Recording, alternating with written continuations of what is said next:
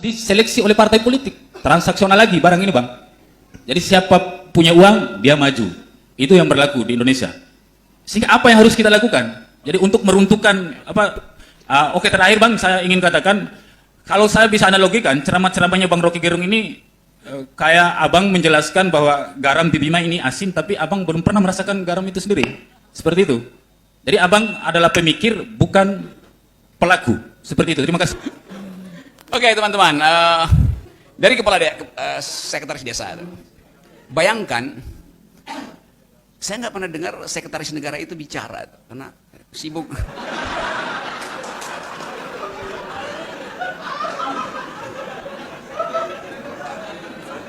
Pak Pratikno. Jadi kalau semua sekretaris desa 20% aja secerdas kamu, nggak ada masalah Indonesia. Kan dia datang dengan satu problem mengkritik saya karena saya terlalu normatif itu. Padahal standar kritik itu memang terhadap norma tertinggi. Sekarang saya mulai balik kritik kamu ya. Sebab kalau kamu bilang bahwa saya terlalu mengangan-angan, oke.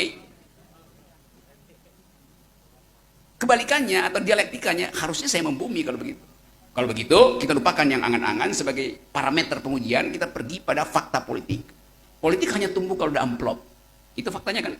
Maka mari kita bikin poster besar, tempel di desa Anda itu. Kami, desanya namanya apa? Desa Rate. Kerate.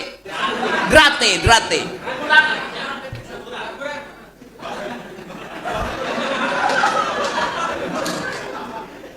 Bayangkan misalnya Pak Sekdes, Desa Drate, ini posternya tuh, Desa Drate, awalnya Rade,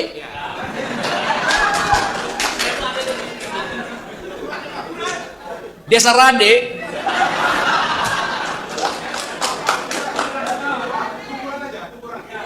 kuburan. Jangan kita kubur pikiran bagus ini. Desa Drade menerima serangan fajar. Gitu, tertanda Sekdes. Coba bayangkan itu terjadi. Dan semua desa mengikuti pikiran Sekdes Desa Rade. Maka demokrasi betul-betul menjadi kuburan.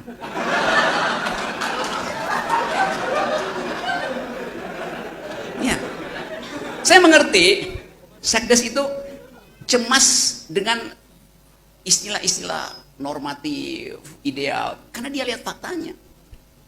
Dan justru itu yang memungkinkan kita merasa pesimis. Seperti Bapak tadi katakan, saya pesimis lihat keadaan. Jadi kalau ditanya kepada saya, Saudara Rocky Gerung pesimis atau optimis? Saya tidak pesimis, saya tidak optimis. Saya determinis. Saya punya determinasi untuk menghidupkan kembali pikiran dalam politik Indonesia. Nah, determinasi itu yang saya minta dibantu oleh determinan-determinan di ruangan ini. Dan begitu caranya. Jadi kalau dikatakan demokrasi itu adalah pemerintahan dari, oleh, dan untuk rakyat, itu salah. Demokrasi itu pemerintahan akal pikiran melalui pemerintahan orang. Melalui pemerintahan rakyat. Kan sekarang kita seolah-olah ya siapapun boleh memerintah asal amplopnya kuat. Enggak.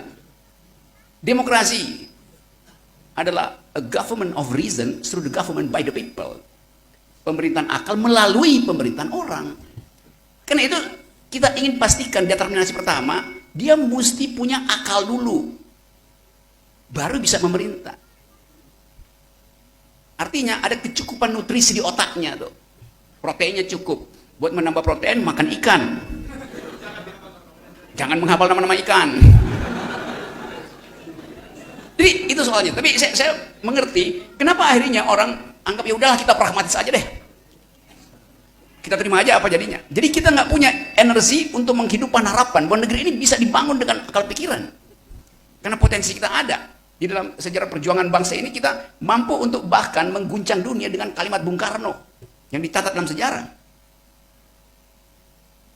Perdana Menteri pertama kita sangat muda, umur 29 tahun dan berdebat di PBB untuk membela dengan argumen hak kita untuk merdeka. Sultan Syahrir.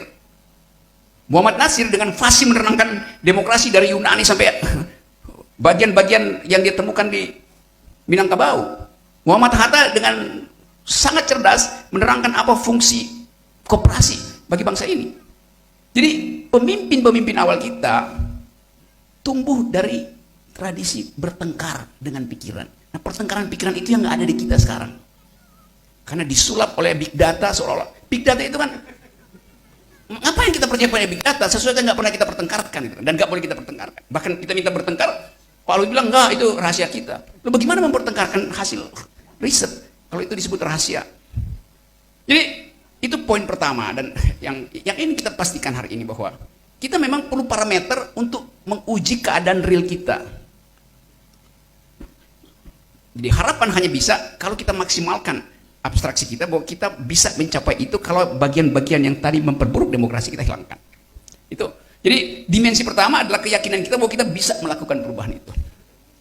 Nah, itu yang membuat saya selalu berbahagia kalau bertemu dengan publik semacam ini, publik yang resah, tapi sebetulnya keresahan itu bisa orang yang resah atau dia bunuh diri atau dia bunuh orang lain. Mending kita bunuh orang lain daripada kita bunuh diri.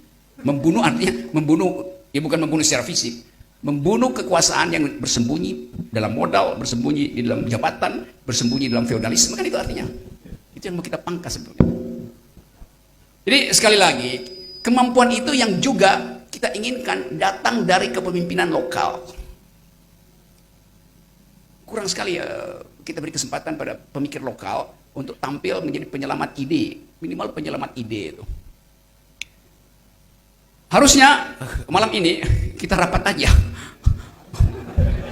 untuk menentukan siapa yang mesti kita singkirkan pertama dari kita politik. Jadi gampang begitu. Daftar penyingkiran. Oke, satu hal mungkin yang mesti kita perhatikan adalah apa namanya nih, potensi permainan politik yang akan dimunculkan kembali, karena kan setiap kali keadilan sosial tidak bisa dipenuhi, lalu negara mulai mengajari kita tentang nasionalisme, stabilitas. Padahal sebetulnya yang real kita adalah ketidakadilan. Dan ada hal yang ingin saya jawab sebetulnya secara jujur, tapi saya belum dengar